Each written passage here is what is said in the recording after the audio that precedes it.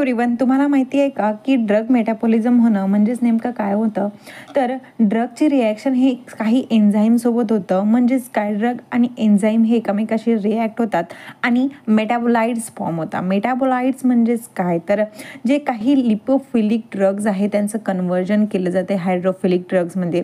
म्हणजे जे lipid soluble drugs आहे ते वॉटर सोल्युबल ड्रगमध्ये कन्वर्ट होतात. ॲक्टिव्ह ड्रगचं कन्व्हर्जन इनॲक्टिव्ह ड्रग्समध्ये होतं.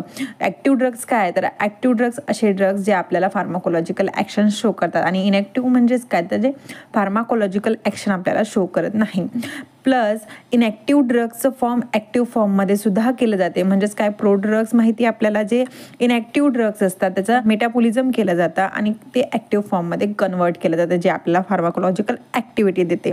फॉर एक्झाम्पल मॉर्फिन हा एक प्रोड्रग आहे ज्याचं कन्व्हर्जन मॉर्फिन 6 ग्लुकोनेटमध्ये केलं जातं, which is a active form of this